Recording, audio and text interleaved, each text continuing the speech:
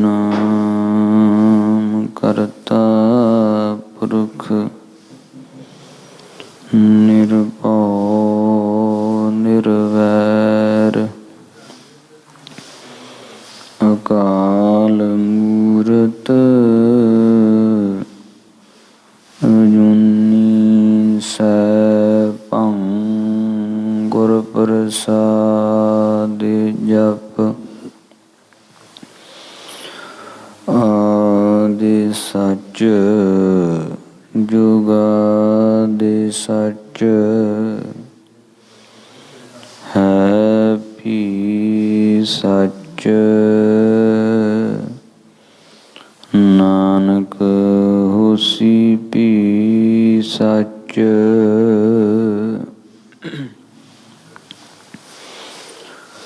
चक्र चिन्ह अर बरन जात अर पात नहन जेह रूप रंग अर रेख पेख को कह ना सकत केह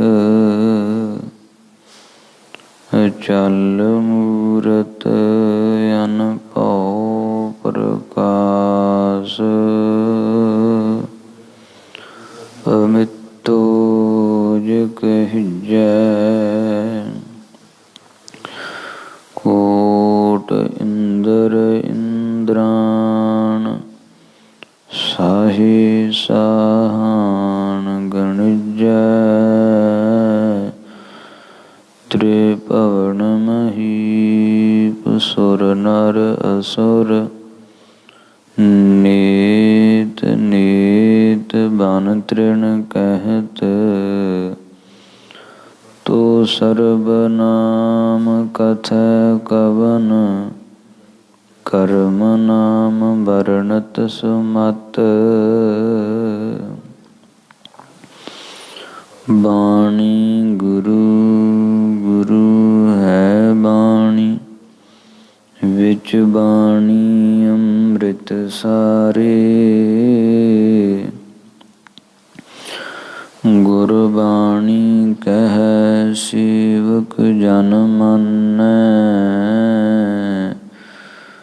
परतख गुरु निस्तारे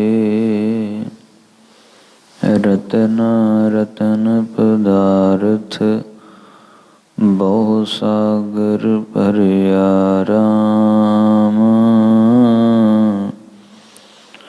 बाणी गुरबाणी लागे तिन हथ चढ़िया राम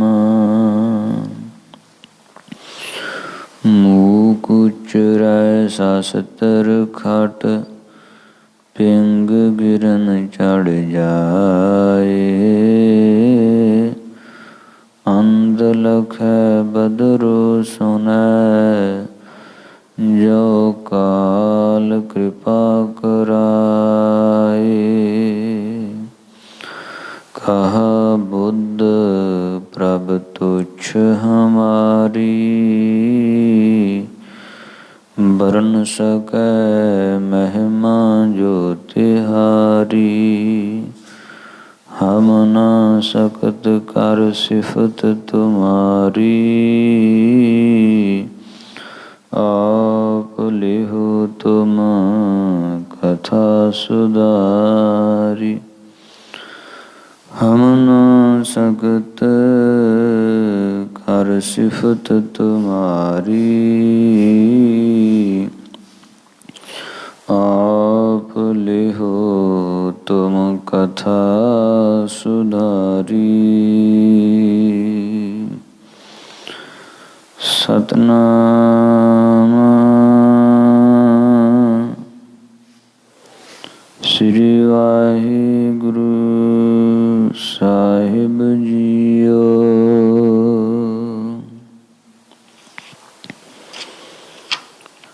सोहेला राग गौड़ी दीप की महला पहला ਇੱਕ ਓੰਕਾਰ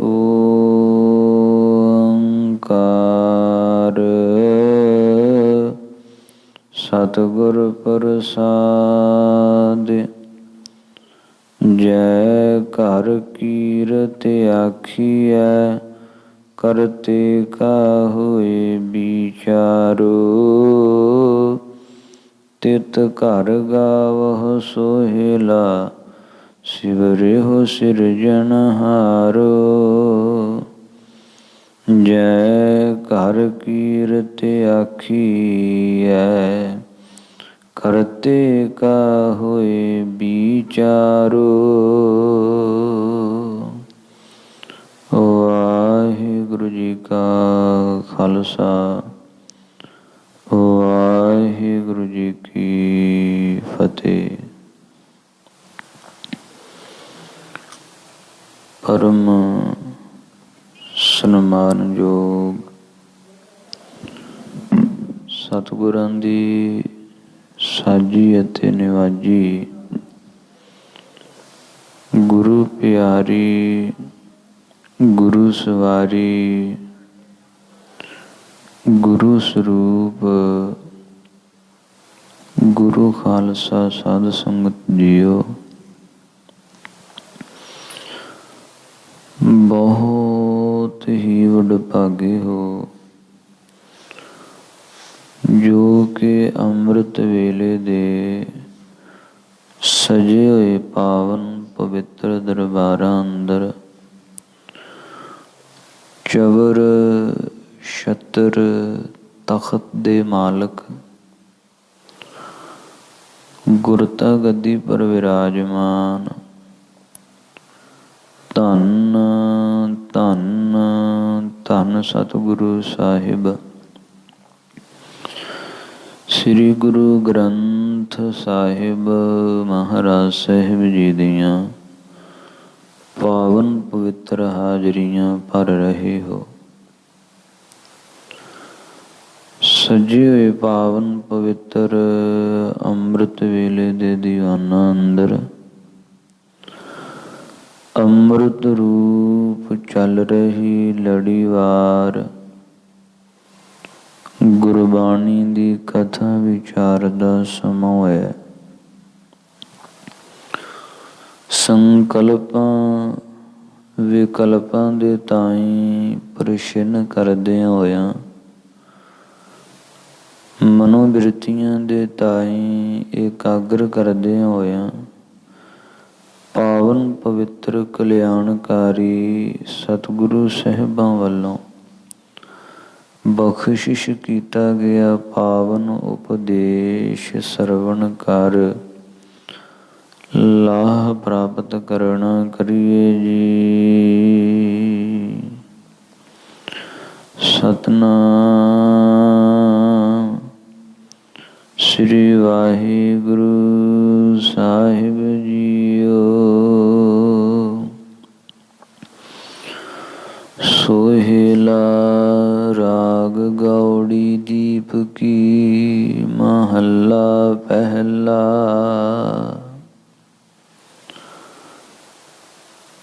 ਸਤਿਗੁਰੂ ਧੰਨ ਸ੍ਰੀ ਗੁਰੂ ਅਰਜਨ ਦੇਵ ਮਹਾਰਾਜ ਸਾਹਿਬ ਜੀ ਪਾਵਨ ਸ੍ਰੀ ਰਹਿਰਾਸ ਸਾਹਿਬ ਜੀ ਦੀ ਗੁਰਬਾਣੀ ਲਿਖਵਾਉਣ ਉਪਰੰਤ ਪਾਵਨ ਸ੍ਰੀ ਸੋਹਿਲਾ ਸਾਹਿਬ ਜੀ ਦੀ ਗੁਰਬਾਣੀ ਲਿਖਵਾ ਰਹੇ ਹੈ। ਸ੍ਰੀ ਰਹਿਰਾਸ ਸਾਹਿਬ ਜੀ ਦੀ ਵਿਚਾਰ ਆਪ ਸੰਗਤਾਂ ਪਿਛਲੇ ਦੀਵਾਨਾਂ ਅੰਦਰ ਸਰਵਣ ਕਰ ਚੁੱਕੇ ਹੋ। ਅੱਗੋਂ ਹੁਣ ਸੋਹਿਲਾ ਸਾਹਿਬ ਜੀ ਦੀ ਗੁਰਬਾਣੀ ਦੀ ਆਰੰਭਤਾ ਹੋ ਰਹੀ ਹੈ।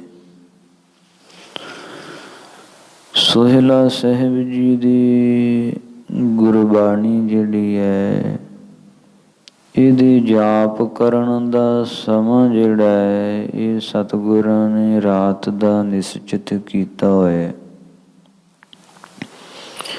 ਜੈਸੇ ਪਾਵਨ ਸ੍ਰੀ ਜਪਜੀ ਸਾਹਿਬ ਜੀ ਦੀ ਗੁਰਬਾਣੀ ਦਾ ਜਾਪ ਅੰਮ੍ਰਿਤ ਵੇਲੇ, ਸ੍ਰੀ ਰਹਿਰਾਸ ਸਾਹਿਬ ਜੀ ਦਾ ਜਾਪ ਸੰਧਿਆ ਵੇਲੇ, ਇਸੇ ਤਰ੍ਹਾਂ ਕੀਰਤਨ ਸੋਹਿਲੇ ਦਾ ਜਾਪ ਰਾਤ ਨੂੰ ਕਰਨ ਦੀ ਗੁਰੂ ਸਾਹਿਬਾਂ ਵੱਲੋਂ ਆਗਿਆ ਹੈ। ਜਿਸ ਦੇ ਸੰਬੰਧ ਵਿੱਚ ਇਸ ਤਰ੍ਹਾਂ ਗਾਥਾ ਆਉਂਦੀ ਹੈ ਕਿ ਧੰਨ ਸਤਿਗੁਰੂ ਸ੍ਰੀ ਗੁਰੂ ਨਾਨਕ ਦੇਵ ਮਹਾਰਾਜ ਸਾਹਿਬ ਜੀ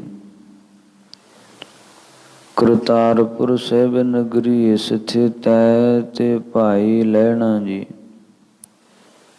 ਧੰਨ ਗੁਰੂ ਸ੍ਰੀ ਗੁਰੂ ਨਾਨਕ ਦੇਵ ਮਹਾਰਾਜ ਸਾਹਿਬ ਜੀ ਦੇ ਚਰਨਾਂ ਦੀ ਮੁੱਠੀ ਚਾਪੀ ਕਰ ਰਹੇ ਹੈ, ਸੇਵਾ ਕਰ ਰਹੇ ਹੈ। ਤੇ ਕੀ ਵੇਖਦੇ ਹੈ, ਸੇਵਾ ਕਰਦਿਆਂ ਧੰਨ ਗੁਰੂ ਸ੍ਰੀ ਗੁਰੂ ਨਾਨਕ ਦੇਵ ਮਹਾਰਾਜ ਸਾਹਿਬ ਜੀ ਦੇ ਪਾਵਨ ਸ਼੍ਰੀ ਚਰਨਾਂ ਕਮਲਾਂ ਦੇ ਵਿੱਚੋਂ ਲਹੂ ਨਿਕਲਣ ਲੱਗ ਪਿਆ। ਕੰਡੇ ਵੱਜੇ ਹੋਏ ਪ੍ਰਤੀਤ ਹੋ ਰਹੇ ਹੈ ਤੇ ਲਹੂ ਨਿਕਲ ਰਿਹਾ ਹੈ।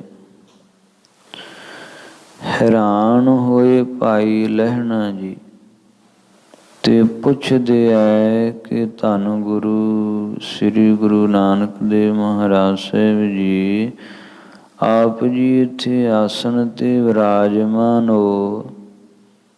ਪ੍ਰਥਮ ਮੈਂ ਆਪ ਜੀ ਦੇ ਚਰਨਾਂ ਦੀ ਸੇਵਾ ਕਰ ਰਿਹਾ ਸੀ ਤੇ ਉਸ ਸਮੇਂ ਕਿਸੇ ਵੀ ਤਰ੍ਹਾਂ ਦੇ ਚਰਨਾਂ ਤੇ ਨਾ ਕੋਈ ਕੰਡਿਆਂ ਦੇ ਵੱਜਣ ਦੀ ਝਰੀਟ ਸੀ ਤੇ ਨਾ ਹੀ ਕੋਈ ਰਕਤ ਵਗ ਰਿਹਾ ਸੀ।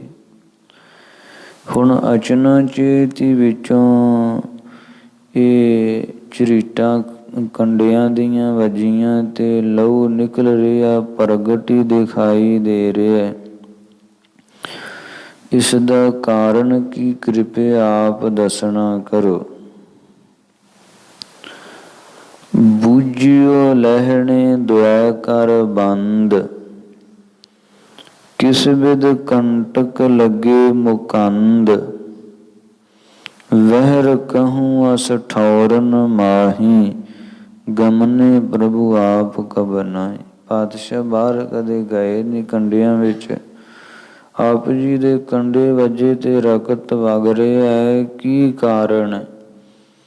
ਅਬ ਲਗ ਹੈ ਪਰ ਹੈ ਲਖਾਈ, ਅਬ ਲਾਗੀ ਹੈ ਪਰ ਹੈ ਲਖਾਈ। ਇਹ ਕਾਰਨ ਮੁਝ ਦੇਹੋ ਬਤਾਈ, ਸੁਨ ਕੈ ਸ੍ਰੀ ਗੁਰ ਗਿਰਾ ਅਲਾਈ। ਏਕ ਅਯਾਲੀ ਅਜਾ ਚੁਰਾਈ। ਭਾਈ ਲਹਿਣਾ ਜੀ ਦੇ ਬਚਨ ਸੁਣੇ ਤੇ ਧੰਨ ਗੁਰੂ ਨਾਨਕ ਦੇਵ ਜੀ ਪਾਤਸ਼ਾਹ ਕਹਿਣ ਲੱਗੇ, ਹੇ ਭਾਈ ਲਹਿਣਾ ਜੀ, ਇੱਕ ਨਾ ਅਯਾਲੀ ਹੈ, ਆ ਜਿਹੜੀ ਬੱਕਰੀਆਂ ਚਾਰਨ ਵਾਲਾ, ਉਹ ਬਾਹਰ ਜੰਗਲ ਦੇ ਵਿੱਚ ਬੱਕਰੀਆਂ ਚਰਾ ਰਿਹਾ ਹੈ ਤੇ ਉਹ ਮਨ ਦੀ ਇਕਾਗਰਤਾ ਦੇ ਨਾਲ ਸੋਹਿਲਾ ਸਾਹਿਬ ਜੀ ਦੀ ਗੁਰਬਾਣੀ ਦਾ ਜਾਪ ਕਰ ਰਿਹਾ। ਮਨ ਇਕਾਂਤ ਹੋਇਆ ਪ੍ਰੀਤ, ਜੁਤ ਪੜ੍ਹੈ ਸੋਹਿਲਾ ਸੋਏ। ਕੰਟਕ ਝਾਰ ਅਪਾਰ, ਜਹ ਫਿਰਤ ਪ੍ਰੇਮ ਮੈਂ ਹੋਏ। ਪ੍ਰੇਮ ਵਿੱਚ ਭਿੱਜਾ ਕੰਡਿਆਂ ਵਿੱਚ ਫਿਰ ਰਿਹਾ, ਬੱਕਰੀਆਂ ਨੂੰ ਚਾਰਦਾ ਤੇ ਸੋਹਿਲਾ ਸਾਹਿਬ ਜੀ ਦੀ ਗੁਰਬਾਣੀ ਦਾ ਉਹ ਜਾਪ ਕਰ ਰਿਹਾ। ਤੇ ਸਾਡਾ ਇਹ ਧਰਮ ਹੈ ਕਿ ਜੋ ਸੋਹਿਲਾ ਸਾਹਿਬ ਜੀ ਦੀ ਗੁਰਬਾਣੀ ਦਾ ਜਾਪ ਕਰਦਾ ਹੈ ਨਾ, ਹੋਇ ਸਮੀਪ ਵਿਚਰਾਂ ਤੇ ਸੰਗ, ਅਸੀਂ ਉਹਦੇ ਨਿਕਟ ਹੋ ਕੇ ਉਹਦੇ ਅੰਗ ਸੰਗ ਰੱਖੇ ਕੋਨੇ ਆ। ਤੇ ਉਹਨੂੰ ਕੰਡਿਆਂ ਵਿੱਚ ਹੀ ਜਾਪ ਕਰੀ ਜਾ ਰਿਹਾ ਹੈ ਤੇ ਸਵਾਸ ਤੇ ਅਸੀਂ ਉੱਥੇ ਵੀ ਉਹਦੇ ਨਾਲ ਆ ਤੇ ਲਗਨੇ ਦਿਓ ਨਾ ਕੰਟਕ ਅੰਗ, ਉਹਦੇ ਅੰਗਾਂ ਵਿੱਚ ਕੰਡੇ ਅਸੀਂ ਲੱਗਣ ਨਹੀਂ ਦੇ ਰਹੇ। ਤਹਾਂ ਝਰੀਟ ਲੱਗੀ ਇਹੋ ਜਾਨੋ, ਲਹਿਣੇ ਸਾਚ ਬਚਨ ਮਮ ਮਾਨੋ। ਭਾਈ ਲਹਿਣਾ ਜੀ ਸੱਚ ਜਾਣਿਓ, ਉੱਥੇ ਅਯਾਲੀ ਦੀ ਰੱਖਿਆ ਕਰਦਿਆਂ ਸਾਡੇ ਕੰਡੇ ਵੱਜੇ। ਪੜ੍ਹੈ ਸੋਹਿਲਾ ਜੋ ਕਿਤ ਕੋ, ਤਿਹ ਸਮੀਪ ਨਿਸਚੇ ਮੈਂ ਹੋ। ਜਿਹੜਾ ਵੀ ਸੋਹਿਲਾ ਸਾਹਿਬ ਜੀ ਦੀ ਗੁਰਬਾਣੀ ਦਾ ਜਾਪ ਕਰਦਾ ਹੈ ਨਾ, ਅਸੀਂ ਉਹਦੇ ਹਮੇਸ਼ਾ ਸਮੀਪ ਹੁੰਦੇ ਹਾਂ, ਅਸੀਂ ਉਹਦੇ ਹਮੇਸ਼ਾ ਨਿਕਟ ਹੁੰਦੇ ਹਾਂ, ਕੋਲ ਹੁੰਦੇ ਹਾਂ। ਇਹ ਵਚਨ ਕਹਿੰਦੇ ਆ ਸਤਿਗੁਰੂ ਜੀ ਕਹਿਣ ਲੱਗੇ, ਜਾਓ ਉਸ ਅਯਾਲੀ ਨੂੰ ਸਾਡੇ ਕੋਲ ਆਵਾਜ਼ ਮਾਰ ਕੇ ਲਿਆਓ। ਸਤਿਗੁਰਾਂ ਵੱਲੋਂ ਹੁਕਮ ਪਾ ਕੇ ਸੇਵਕ ਗਿਆ ਤੇ ਜਾ ਕੇ ਆਵਾਜ਼ ਮਾਰੀ ਕਿ ਧੰਨ ਗੁਰੂ ਨਾਨਕ ਦੇਵ ਜੀ ਆਪ ਜੀ ਨੂੰ ਬੁਲਾ ਰਹੇ ਹੈ। ਗੁਰਾਂ ਦੇ ਸੁਨੇਹਾ ਮਿਲਣ ਤੋਂ ਬੜੀ ਕਾਹਲੀ ਨਾਲ ਤੇ ਪ੍ਰਸੰਨਤਾ ਦੇ ਨਾਲ ਅਯਾਲੀ ਗੁਰੂ ਚਰਨਾਂ ਵਿੱਚ ਹਾਜ਼ਰ ਹੋਇਆ। ਤੇ ਇਸ ਵੇਲੇ ਸਤਿਗੁਰਾਂ ਦੇ ਕੋਲ ਆਇਆ ਤੇ ਸਤਿਗੁਰਾਂ ਨੇ ਇਸ ਤਰ੍ਹਾਂ ਬਚਨ ਕੀਤਾ। ਕਿਰਪਾ ਦ੍ਰਿਸ਼ਟ ਕੋ ਦੇਖ ਗੋਸਾਈ, ਤਿਹ ਅਯਾਲ ਸੋ ਗਿਰਾ ਅਲਾਈ। ਕਿਰਪਾ ਦ੍ਰਿਸ਼ਟੀ ਧਾਰਨ ਕਰਦਿਆਂ ਅਯਾਲੀ ਦੇ ਤਾਈ ਕਹਿਣ ਲੱਗੇ ਕਿ ਸੋਵਨ ਸਮੇਂ ਬਖਾਨੀਏ ਕੰਠ ਸੋਹਿਲਾ ਜੋਈ। ਜੋ ਸੋਹਿਲਾ ਸਾਹਿਬ ਜੀ ਦੀ ਗੁਰਬਾਣੀ ਗੁਰਸਿੱਖ ਜੀ ਤੁਸੀਂ ਜਪਦੇ ਹੋ ਨਾ, ਇਹ ਜਦੋਂ ਸੌਣ ਦਾ ਸਮਾਂ ਨਾ ਰਾਤ ਨੂੰ, ਉਦੋਂ ਗੁਰਬਾਣੀ ਦਾ ਜਾਪ ਕਰਨਾ ਤੇ ਤੁਰੇ ਫਿਰਦਿਆਂ ਨਹੀਂ ਕਰਨਾ। ਜਦੋਂ ਹੁਣ ਆਸਣ ਤੇ ਚਲੇ ਜਾਣਾ ਤੇ ਵਿਸ਼ਰਾਮ ਕਰਨ ਨਹੀਂ ਲੱਗਣਾ, ਉੱਠ ਕੇ ਇੱਧਰ ਉੱਧਰ ਤੁਰੇ ਨਹੀਂ ਫਿਰਨਾ, ਤਾਂ ਉਦੋਂ ਫਿਰ ਇਹ ਗੁਰਬਾਣੀ ਦਾ ਜਾਪ ਕਰਕੇ ਤਾਂ ਵਿਸ਼ਰਾਮ ਕਰਨਾ। ਅਦਕ ਖੁਸ਼ੀ ਬਹੁਰੋ ਕਰੀ, ਦੁਐਤ ਹਿਰਦੈ ਤੇ ਖੋਏ। ਨਾਲੇ ਇਹ ਸਿੱਖਿਆ ਦਿੱਤੀ ਸਤਿਗੁਰਾਂ ਨੇ ਤੇ ਨਾਲੇ ਬਹੁਤ ਖੁਸ਼ੀਆਂ ਕੀਤੀਆਂ। ਤੇ ਸੋਵਨ ਸਮੇਂ ਬਖਾਨੀਏ ਕੰਠ ਸੋਹਿਲਾ ਸੋਏ। ਸੋ ਇਹ ਸੌਣ ਸਮੇਂ ਰਾਤ ਨੂੰ ਸਤਿਗੁਰਾਂ ਨੇ ਸੋਹਿਲਾ ਸਾਹਿਬ ਜੀ ਦੀ ਗੁਰਬਾਣੀ ਦਾ ਜਾਪ ਕਰਨ ਦਾ ਹੁਕਮ ਕੀਤਾ ਹੈ ਕਿ ਇਹ ਗੁਰਬਾਣੀ ਦਾ ਜਾਪ ਰਾਤ ਨੂੰ ਕਰਨਾ। ਸੋ ਇਸੇ ਤਰ੍ਹਾਂ ਸਤ ਸੰਗਤ ਹੋਰ ਵੀ ਗਾਥਾ ਆਉਂਦੀ। ਧੰਨ ਗੁਰੂ ਅਰਜਨ ਦੇਵ ਮਹਾਰਾਜ ਸਾਹਿਬ ਜੀ ਜਿਸ ਵੇਲੇ ਸੋਹਿਲਾ ਸਾਹਿਬ ਜੀ ਦੀ ਗੁਰਬਾਣੀ ਲਿਖਵਾ ਰਹੇ ਹੈ ਤੇ ਗੁਰਾਂ ਦੀ ਹਜ਼ੂਰੀ ਵਿੱਚ ਇੱਕ ਸੁਦਾਗਰ ਸਿੱਖ ਆਇਆ। ਉਹਨੇ ਆ ਕੇ ਬੇਨਤੀ ਕੀਤੀ।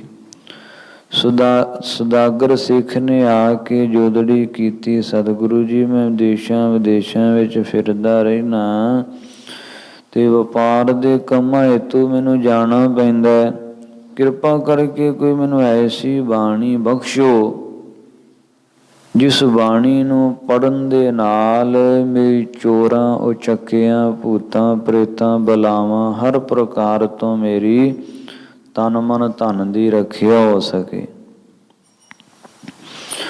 ਤਾਂ ਉਸ ਸਮੇਂ ਸਤਿਗੁਰੂ ਜੀ ਇਹ ਸੋਹਿਲਾ ਸਾਹਿਬ ਜੀ ਦੀ ਗੁਰਬਾਣੀ ਲਿਖਵਾ ਹੀ ਰਹੇ ਸੀ।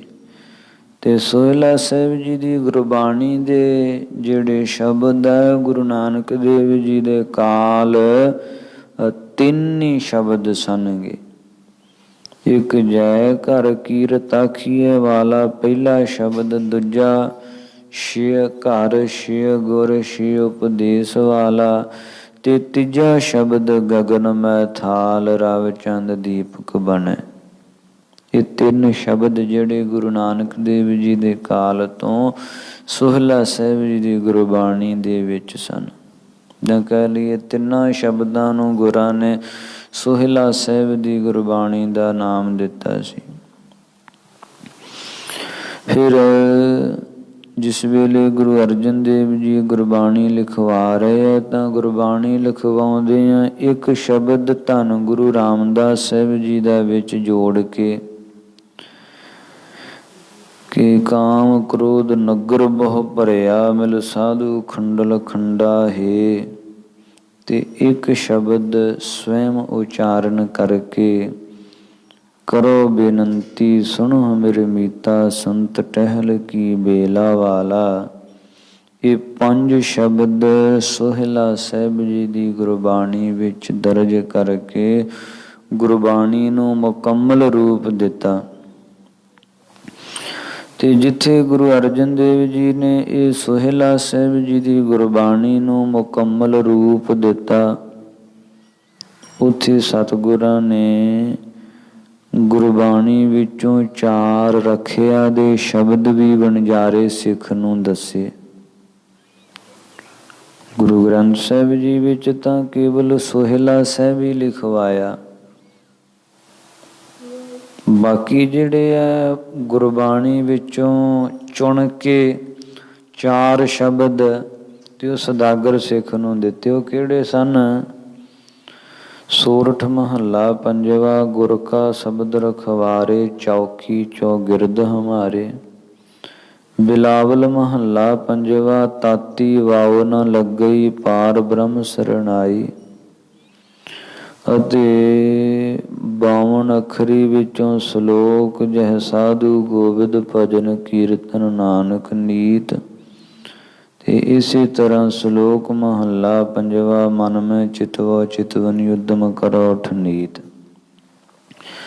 ਇਹ 4 ਸ਼ਬਦ ਰੱਖਿਆ ਦੇ ਸ਼ਬਦ ਉਸ ਸੁਦਾਗਰ ਨੂੰ ਗੁਰੂ ਅਰਜਨ ਦੇਵ ਜੀ ਨੇ ਦਿੱਤੇ, ਤੇ ਨਾਲ 5 ਸ਼ਬਦਾਂ ਵਾਲਾ ਇਹ ਸੋਹਿਲਾ ਸਾਹਿਬ ਗੁਰਬਾਣੀ ਜਿਹੜੀ ਹੈ ਇਹਦਾ ਜਾਪ ਕਰਨ ਦਾ ਆਦੇਸ਼ ਦਿੱਤਾ ਕਿ ਤਨ ਮਨ ਧਨ ਤੋਂ ਹਰੇਕ ਪ੍ਰਕਾਰ ਤੋਂ ਤੁਹਾਡੀ ਰੱਖਿਆ ਹੋਵੇਗੀ। ਸਾਧ ਸੰਗਤ ਤੇ ਗਾਥਾ ਆਉਂਦੀ ਹੈ ਕਿ ਜਿਸ ਵੇਲੇ ਸੌਦਾਗਰ ਵਪਾਰ ਕਰਨ ਵਾਸਤੇ ਗਿਆ ਦੂਰ ਦੇਸ਼ ਦੇ ਵਿੱਚ, ਤੇ ਸਾਰਾ ਦਿਨ ਵਪਾਰ ਕਰਦਿਆਂ ਸਰੀਰ ਥੱਕ ਗਿਆ, ਤੇ ਜਿਸ ਵੇਲੇ ਰਾਤ ਹੋਈ ਗੁਰੂ ਦੇ ਦਿੱਤੇ ਨੇਮ ਅਨੁਸਾਰ ਜਾਪ ਕਰਦਾ ਸੀ। ਤੇ ਅੱਜ ਵੀ ਜਿਸ ਵੇਲੇ ਜਾਪ ਕਰਨ ਲੱਗਾ ਹੈ ਨਾ, ਤੇ ਗੁਰਬਾਣੀ ਦਾ ਜਾਪ ਸੰਪੂਰਨ ਨਹੀਂ ਹੋ ਪਾਇਆ। ਜਿਸ ਵੇਲੇ ਗੁਰਬਾਣੀ ਦਾ ਜਾਪ ਸੰਪੂਰਨ ਨਹੀਂ ਹੋ ਪਾਇਆ, ਨੀਂਦ ਆ ਗਈ। ਤੇ ਕਹਿੰਦੇ ਐ ਧਾੜਵੀ ਲੋਕ, ਚੋਰ ਲੋਕ, ਜਿੱਥੇ ਨੇ ਆਪਣਾ ਸ਼ਿਗਰ ਲਾਇਆ ਸੀ ਨਾ, ਉੱਥੇ ਆ ਗਏ। ਉਸ ਸਾਜੋ ਸਮਾਨ ਦੀ ਲੁੱਟ ਕਰਨ ਲੱਗੇ, ਚੁਰਾਉਣ ਲੱਗੇ। ਤੇ ਇਹਦੀ ਸੁਭਾਵਕ ਹੀ ਗੁਰੂ ਕਿਰਪਾ ਨਾਲ ਜਾਗ ਖੁੱਲ ਗਈ, ਤੇ ਕੀਰਤਨ ਸੋਹਿਲੇ ਗੁਰਬਾਣੀ ਦਾ ਇਹਨੇ ਜਾਪ ਸੰਪੂਰਨ ਕਰ ਲਿਆ। ਸੰਪੂਰਨ ਜਾਪ ਕਰ ਲਿਆ ਤੇ ਰੋਜ਼ ਹੀ ਕਰਦਾ ਸੀ, ਤੇ ਲੋਹੇ ਦਾ ਕੋਟ ਕਿਲਾ ਬਣ ਜਾਂਦਾ ਸੀ 4 ਚੁਫੇਰੇ। ਅੱਜ ਵੀ ਬਣ ਗਿਆ। ਹੁਣ ਚੋਰਾਂ ਚੋਰੀ ਤੇ ਕਰ ਲਈ, ਹੁਣ ਬਾਹਰ ਨਿਕਲਣ ਦਾ ਮਾਰਗ ਲੱਭਦੇ ਆ, ਲੱਭਦਾ ਕੋਈ 4 ਚੁਫੇਰੇ ਤੋਂ ਹੀ ਲੋਹੇ ਦਾ ਕੋਟ ਦਿਖਾਈ ਦੇ ਰਿਹਾ, ਲੋਹੇ ਦਾ ਕਿਲਾ ਇਹਨਾਂ ਨੂੰ ਦਿਖਾਈ ਦੇ ਰਿਹਾ। ਜਿੱਧਰ ਨੂੰ ਜਾਂਦੇ ਆ ਬਾਹਰ ਨਿਕਲਣ ਨੂੰ ਥਾਂ ਕੋਈ ਨਹੀਂ, ਦਰਵਾਜ਼ਾ ਹੀ ਨਹੀਂ ਹੈ। ਤੇ ਫਿਰ ਇਹ ਬੜੇ ਘਬਰਾਏ ਕਿ ਸਿੱਖ ਕੋਈ ਕਰਾਮਾਤੀ ਹੈ, ਕੋਈ ਸਿੱਧ ਹੈ, ਤੇ ਕਿਤੇ ਸਾਡੀ ਕਿਸੇ ਤਰ੍ਹਾਂ ਦੀ ਹਾਨੀ ਨਾ ਹੋ ਜਾਵੇ, ਕੋਈ ਬਚਨ ਹੀ ਨਾ ਕਰ ਦੇਵੇ। ਮਨ ਵਿੱਚ ਪਸ਼ਚਾਤਾਪ ਆਉਣ ਲੱਗਾ, ਤੇ ਸਾਜੋ ਸਮਾਨ ਉੱਥੇ ਰੱਖ ਕੇ ਤੇ ਸਿੱਖ ਦੇ ਚਰਨਾਂ ਤੇ ਆ ਕੇ ਝੁਕੇ। ਭੁੱਲ ਬਖਸ਼ਾਈ ਤੇ ਨਾਲੇ ਪੁੱਛਿਆ ਕਿ ਕਿਲਾ ਕਿਵੇਂ ਬਣ ਜਾਂਦਾ ਤੁਹਾਡੇ ਦੁਆਲੇ? ਤਾਂ ਸੌਦਾਗਰ ਸਿੱਖ ਨੇ ਦੱਸਿਆ, ਭਾਈ ਸ੍ਰੀ ਗੁਰੂ ਅਰਜਨ ਦੇਵ ਮਹਾਰਾਜ ਸਾਹਿਬ ਜੀ ਦੇ ਹੁਕਮ ਅਨੁਸਾਰ ਮੈਂ ਸੋਹਿਲਾ ਸਾਹਿਬ ਜੀ ਦੀ ਗੁਰਬਾਣੀ ਦਾ ਜਾਪ ਕਰਦਾ ਹਾਂ, ਤਾਂ ਸੋਹਿਲਾ ਸਾਹਿਬ ਜੀ ਦੀ ਗੁਰਬਾਣੀ ਦੇ ਜਾਪ ਕਾਰਨ ਲੋਹੇ ਦਾ ਕੋਟ ਕਿਲਾ ਬਣ ਜਾਂਦਾ ਹੈ। ਇਸ ਤਰ੍ਹਾਂ ਇਹ ਵੀ ਜਿਹੜੇ ਸੀ ਨਾ, ਇਹ ਗੁਰੂ ਅਰਜਨ ਦੇਵ ਜੀ ਦੇ ਸਿੱਖ ਬਣ ਗਏ ਚੋਰ, ਤੇ ਗੁਰਾਂ ਦੀ ਸਿੱਖਿਆ ਲੈ ਕੇ ਇਹ ਵੀ ਇਸ ਤਰ੍ਹਾਂ ਗੁਰਬਾਣੀਆਂ ਦੇ ਜਾਪ ਸਿਮਰਨ ਵਿੱਚ ਜੁੜ ਕੇ ਆਪਣੇ ਜੀਵਨ ਦੇ ਲਕਸ਼ ਨੂੰ ਪਛਾਣ ਕੇ ਭਵ ਸਾਗਰ ਤੋਂ ਉਧਰਨ ਵਾਲੇ ਮਾਰਗ ਤੇ ਅਗਰਸਰ ਹੋਏ। ਇਸ ਤਰ੍ਹਾਂ ਚੋਰਾਂ ਤੋਂ ਸੌਦਾਗਰ ਦੀ ਰੱਖਿਆ ਹੋਈ, ਕਿਉਂਕਿ ਉਹ ਕੀਰਤਨ ਸੋਹਿਲੇ ਦਾ ਜਾਪ ਕਰਿਆ ਕਰਦਾ ਸੀ। ਵੇਖੋ, ਜਿੱਥੇ ਇਹ ਪ੍ਰਤੱਖ ਚੋਰਾਂ ਤੋਂ ਰੱਖਿਆ ਕਰਨ ਵਾਲੀ ਗੁਰਬਾਣੀ ਹੈ ਨਾ, ਉੱਥੇ ਅੰਤਰੀਵੀ ਜਿਹੜੇ ਚੋਰ ਹੈ, ਇਸ ਦੇਹੀ ਅੰਦਰ ਪੰਚ ਚੋਰ ਵਸੈ, ਕਾਮ ਕ੍ਰੋਧ ਲੋਭ ਮੋਹ ਅਹੰਕਾਰਾ, ਅੰਮ੍ਰਿਤ ਲੂਟੈ ਮਨ ਮੁਖ ਨੇ ਬੂਝੈ, ਕੋਈ ਨਾ ਸੁਣੈ ਪੁਕਾਰਾ। ਇਹਨਾਂ ਚੋਰਾਂ ਤੋਂ ਵੀ ਰੱਖਿਆ ਹੁੰਦੀ। ਕੋਈ ਪ੍ਰੇਮ ਸੰਯੁਗਤ ਜੇ ਰਾਤ ਨੂੰ ਕੀਰਤਨ ਸੋਹਿਲਾ ਗੁਰਬਾਣੀ ਦਾ ਜਾਪ ਕਰਕੇ ਸੌਂਦਾ ਹੈ ਨਾ, ਤੇ ਜਿਹੜੇ ਇਹ ਕਾਮ ਵਕਾਰ ਆਦਿ ਸ਼ਤਰੂ ਹੈ, ਇਹਨਾਂ ਤੋਂ ਰੱਖਿਆ ਹੁੰਦੀ ਹੈ। ਗੁਰੂ ਸਾਹਿਬ ਜੀ ਰੱਖਿਆ ਕਰਦੇ। ਐਸੀ ਇਹ ਪਾਵਨ ਗੁਰਬਾਣੀ ਹੈ, ਜਿਸ ਨੂੰ ਧੰਨ ਗੁਰੂ ਨਾਨਕ ਦੇਵ ਜੀ ਨੇ ਰਾਤ ਨੂੰ ਪੜ੍ਹਨ ਦਾ ਜਿਹੜਾ ਹੈ ਨਾ, ਉਹ ਹੁਕਮ ਕੀਤਾ ਹੈ। ਸਤਿਗੁਰੂ ਜੀ ਆਪ ਜੀ ਵੀ ਉਚਾਰਦੇ ਆ, ਜਿਸ ਨੂੰ ਕਵੀ ਸੰਤੋਖ ਸਿੰਘ ਜੀ ਨੇ ਨਾਨਕ ਪ੍ਰਕਾਸ਼ ਵਿੱਚ ਲਿਖਿਆ, ਸੋਵਨ ਸਮੇਂ ਬਖਾਨੀਆਂ ਕੰਠ ਸੋਹਿਲਾ ਜੋਏ। ਤੇ ਇਹਦੀ ਪੁਸ਼ਟੀ ਭਾਈ ਗੁਰਦਾਸ ਜੀ ਦੀਆਂ ਵਾਰਾਂ ਵਿੱਚੋਂ ਵੀ ਹੁੰਦੀ ਹੈ। ਭਾਈ ਗੁਰਦਾਸ ਜੀ ਵੀ ਲਿਖਦੇ ਆ, ਸੰਜੈ ਸੋਦਰ ਗਾਵਣਾ ਮਨ ਮੇਲੀ ਕਰ ਮੇਲ ਮਿਲੰਦੇ, ਰਾਤੀ ਕੀਰਤ ਸੋਹਿਲਾ ਕਰ ਆਰਤੀ ਪ੍ਰਸਾਦ ਬਣਦੇ। ਰਾਤ ਨੂੰ ਕੀਰਤਨ ਸੋਹਿਲਾ ਗੁਰਬਾਣੀ, ਗੁਰਬਾਣੀ ਦਾ ਜਾਪ ਇਸ ਗੁਰਬਾਣੀ ਦਾ ਰਾਤ ਨੂੰ ਕਰਨਾ। ਇਹ ਸਮਾਂ ਜੈਸੇ ਅੰਮ੍ਰਿਤ ਵੇਲੇ ਸ੍ਰੀ ਜਪਜੀ ਸਾਹਿਬ ਜੀ ਦੀ ਗੁਰਬਾਣੀ ਦਾ ਜਾਪ ਕਰਨ ਦਾ ਆਦੇਸ਼ ਹੈ, ਤਥਾ ਸੰਧਿਆ ਕਾਲ ਰਹਿਰਾਸ ਸਾਹਿਬ ਜੀ ਦਾ ਇਸੇ ਤਰ੍ਹਾਂ ਰਾਤ ਨੂੰ ਕੀਰਤਨ ਸੋਹਿਲਾ। ਤੇ ਇਹ ਨਾਲ ਪੱਕੀ ਗੁਰੂ ਸਾਹਿਬਾਂ ਵੱਲੋਂ ਹਦਾਇਤ ਹੈ, ਤੇ ਸਿੱਖ ਨੂੰ ਇਹ ਹਦਾਇਤ ਮੰਨਣੀ ਚਾਹੀਦੀ ਹੈ ਕਿ ਕੀਰਤਨ ਸੋਹਿਲੇ ਦੀ ਗੁਰਬਾਣੀ ਦਾ ਜਾਪ ਜਦੋਂ ਕਰਨਾ ਹੈ, ਤੇ ਇਹ ਨਹੀਂ ਕਿ ਤੁਰਦਿਆਂ ਫਿਰਦਿਆਂ ਨਾਲੇ ਮੇਰੇ ਕੰਮ ਨਿਬੜ ਜਾਣਗੇ ਨਾਲੇ ਮੈਂ ਜਾਪ ਕਰ ਲਾਂ, ਤੁਰਦਿਆਂ ਫਿਰਦਿਆਂ ਨਹੀਂ ਕਰਨਾ ਚਾਹੀਦਾ। ਬਾਕੀ ਗੁਰਬਾਣੀਆਂ ਚਾਹੇ ਕਾਰ ਵਿਹਾਰ ਕਰਦੇ ਇੱਧਰ ਉੱਧਰ ਗੁਰਬਾਣੀਆਂ ਦਾ ਜਾਪ ਕਰ ਲਵੇ, ਕਿੰਤੂ ਕੀਰਤਨ ਸੋਹਿਲਾ ਗੁਰਬਾਣੀ ਦਾ ਜਿਹੜਾ ਜਾਪ ਹੈ ਨਾ, ਇਹ ਜਦੋਂ ਸੌਣ ਲੱਗਣਾ ਆਸਣ ਤੇ ਬਹਿ ਜਾਣਾ, ਤੇ ਬੈਠ ਕੇ ਫਿਰ ਹੀ ਜਾਪ ਕਰਕੇ ਫਿਰ ਵਿਸ਼ਰਾਮ ਕਰਨਾ। ਸਰੋ ਵਿਚਾਰ ਇਹ ਸੋਹਿਲਾ ਸਾਹਿਬ ਜੀ ਦੀ ਗੁਰਬਾਣੀ ਦੀਆਂ ਉਹ ਥਾਨਕਾਵਾਂ ਹਨਗੀਆਂ।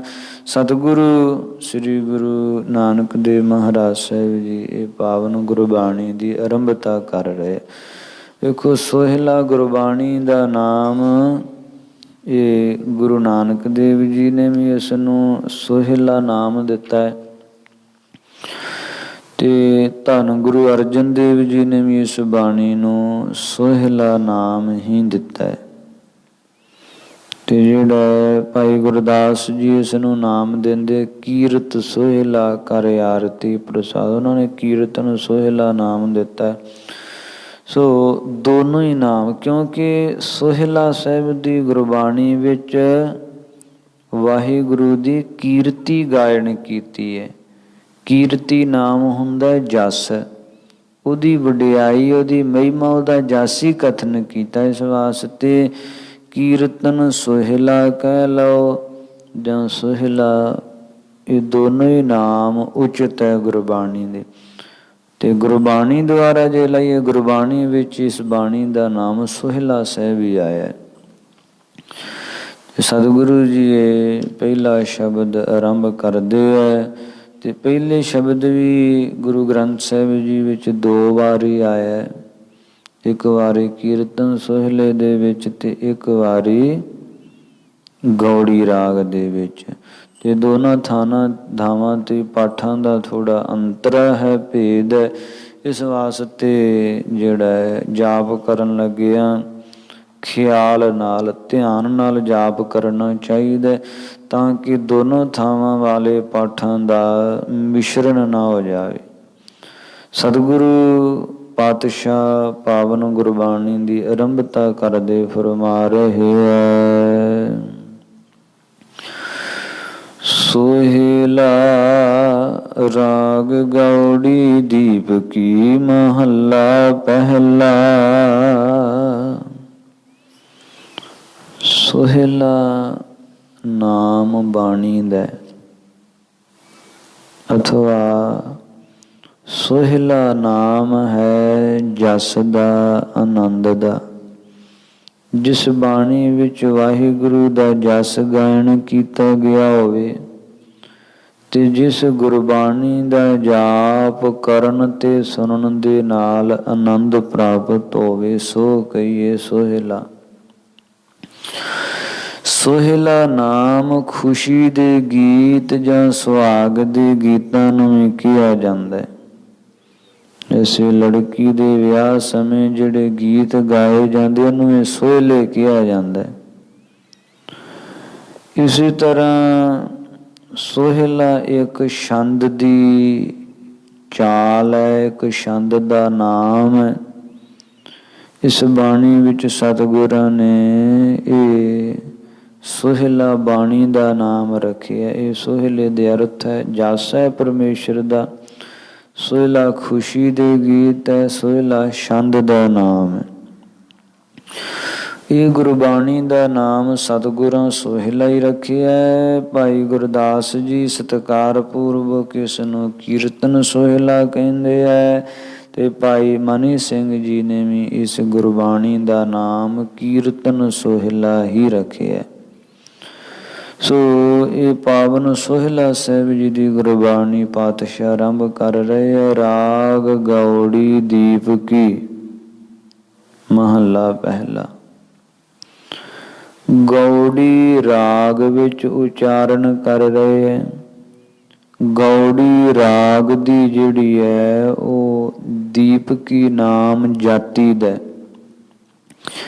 ਦੀਪਕੀ ਜਾਤੀ ਵਿੱਚ ਇਹ ਜਿਹੜੀ ਗੌੜੀ ਰਾਗਣੀ ਦੀਪਕੀ ਜਾਤੀ ਦੀ ਉਹਦੇ ਵਿੱਚ ਉਚਾਰਨ ਕਰ ਰਹੇ, ਅਥਵਾ ਰਾਗ ਨਾਮ ਪ੍ਰੇਮ ਦਾ ਹੈ। ਜੋ ਪ੍ਰੇਮ ਕਰਨ ਵਾਲੀ ਗੌੜੀ ਦੀ ਨਿਆਈ ਬੁੱਧੀ ਹੈ, ਤਿਸ ਵਿੱਚ ਬਾਣੀ ਗਿਆਨ ਦਾ ਦੀਪਕ ਕਹੀਏ ਪ੍ਰਕਾਸ਼ ਕਰ ਦੇਣ ਵਾਲੀ ਹੈ। ਐਸੀ ਗੌੜੀ ਰਾਗਣੀ ਦੀਪਕੀ ਜਾਤੀ ਵਿੱਚ ਸਤਿਗੁਰੂ ਜੀ ਉਚਾਰਨ ਕਰ ਰਹੇ। ਮਹੱਲਾ ਪਹਿਲਾ। ਪਹਿਲੇ ਪਾਤਸ਼ਾਹ ਧੰਨ ਗੁਰੂ ਨਾਨਕ ਦੇਵ ਜੀ ਉਚਾਰਨ ਕਰ ਰਹੇ ਹੈ, ਤੇ ਆਰੰਭ ਵਿੱਚ ਵਸਤੂ ਨਿਰਦੇਸ਼ਕ ਮੰਗਲ ਕਰਦੇ ਹੈ। ਇੱਕ ਓੰਕਾਰ ਸਤਿਗੁਰ ਪ੍ਰਸਾਦ। ਇੱਕ ਕਹੀਏ ਜੋ ਅਦਵੈਤ ਸਰੂਪ ਹੈ, ਸੁਜਾਤੀ ਵਿਜਾਤੀ ਸਵੈਗਤ ਭੇਦ ਰਹਿਤ ਹੈ। ਓੰਕਾਰ ਕਹੀਏ ਜੋ ਸਰਬ ਦਾ ਪ੍ਰਕਾਸ਼ਕ ਹੈ, ਉਚਾਰਣੇ ਮਾਤਰ ਸੇ ਰੱਖਿਆ ਕਰਨ ਵਾਲਾ ਹੈ। ਸਤ ਕਹੀਏ ਤ੍ਰੈ ਕਾਲ ਆਬਾਦ ਰੂਪ ਨਾਸ ਰਹਿਤ ਹੈ। ਗੁਰ ਕਹੀਏ ਜੋ ਪ੍ਰਸਾਦ ਸਰੂਪ, ਤੇ ਗੁਰ ਕਹੀਏ ਜੋ ਚੇਤਨ ਸਰੂਪ ਹੈ, ਤੇ ਪ੍ਰਸਾਦ ਕਹੀਏ ਜੋ ਆਨੰਦ ਸਰੂਪ ਹੈ। ਐਸਾ ਜੋ ਸਤ ਚਿਤ ਆਨੰਦ ਸਰੂਪ ਤੇ ਅਦੁੱਤੀ, ਸੋ ਕਹੀਏ ਓੰਕਾਰ ਸਰੂਪ ਹੈ। ਸੋ ਜੋ ਓੰਕਾਰ ਸਰੂਪ ਇੱਕ ਹੈ, ਉਹਦੀ ਪ੍ਰਾਪਤੀ ਦਾ ਮਾਰਗ ਕੀ ਹੈ? ਸਤਿਗੁਰ ਪ੍ਰਸਾਦ, ਗੁਰੂ ਦੀ ਕਿਰਪਾ ਦੁਆਰਾ ਉਸ ਦੀ ਪ੍ਰਾਪਤੀ ਹੈ। ਸਤਿਗੁਰੂ ਸਾਹਿਬਾਂ ਦੇ ਅੱਗੋਂ ਸਿੱਖਾਂ ਨੇ ਪ੍ਰਸ਼ਨ ਕੀਤਾ, ਬੇਨਤੀ ਕੀਤੀ, ਸਤਿਗੁਰੂ ਜੀ ਉਸ ਪ੍ਰਭੂ ਦਾ ਜਸ ਕਿੱਥੇ ਬੈਠ ਕੇ ਗਾਉਣਾ ਚਾਹੀਦਾ? परमेश्वर की महिमा कित्थे बह के करनी चाहिए है। तो सतगुरु नानक देव जी उत्तर देंदे जय घर कीरत आखिए करते का होए विचारो। हे भाई हे गुरु सिखो, जय नाम जिस सतसंगत रूपी ग्रह कहिए घर कहिए ग्रह विच घर दे विच उस प्रभु दा कीरत जस भाव कीर्तन आखीए आखिया जांदा है ना।